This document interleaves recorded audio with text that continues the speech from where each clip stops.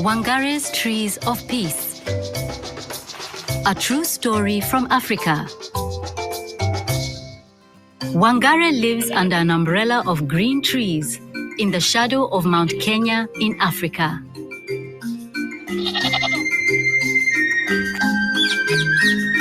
She watches the birds in the forest where she and her mother go to gather firewood for cooking. And she helps harvest the sweet potatoes, sugarcane, and maize from the rich soil.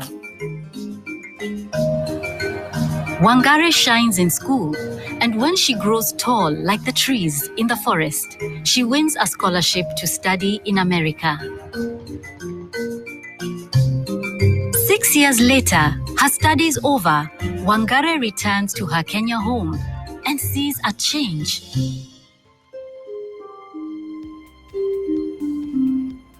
What has happened? She wonders. Where are the trees? Wangare sees women bent from hauling firewood miles and miles from home. She sees barren land where no crops grow. And where are the birds? Thousands of trees have been cut down to make room for buildings, but no one planted new trees to take their place. Will all of Kenya become a desert? She wonders as her tears fall. Wangare thinks about the barren land. I can begin to replace some of the lost trees here in my own backyard, one tree at a time. She starts by planting 9 seedlings. Watching the seedlings take root gives Wangare the idea to plant more, to start a farm for baby trees, a nursery. In an open space, she plants row after row of the tiny trees. Next, Wangare convinces the village women that planting trees is a good thing. She gives each one a seedling. Our lives will be better when we have trees again. You'll see. We are planting the seeds of hope.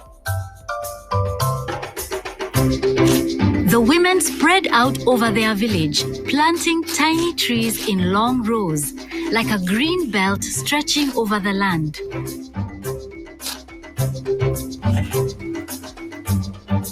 The government men laugh.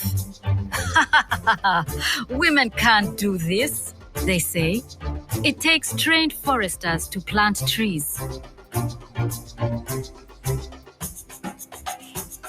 The women ignore the laughter and keep planting.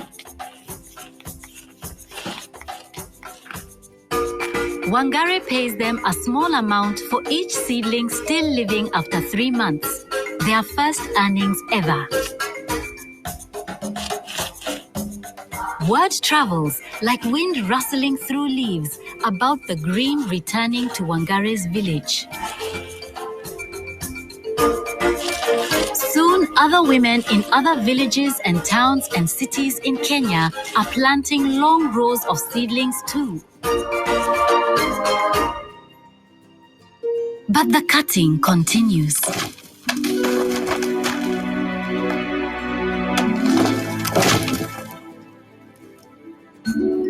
Wangare stands tall as an oak to protect the old trees still remaining.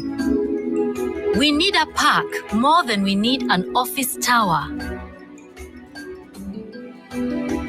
The government men disagree.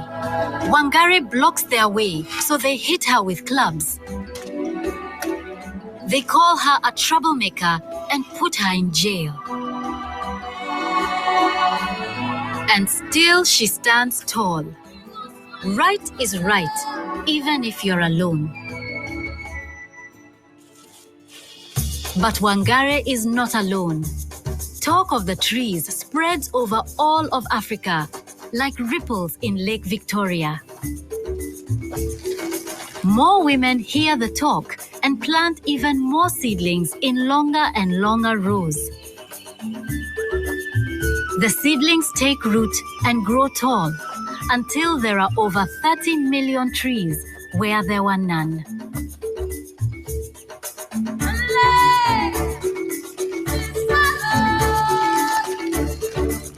The umbrella of green in Kenya returns.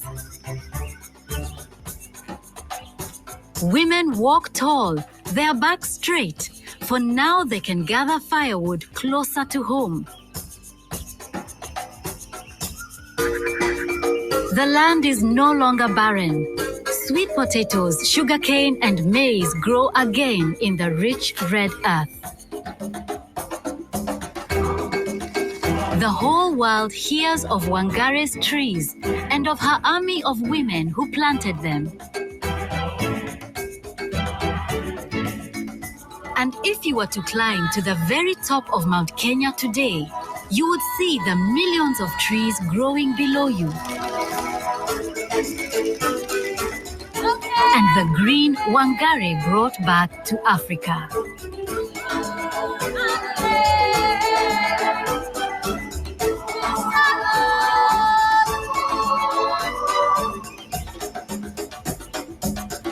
The earth was naked.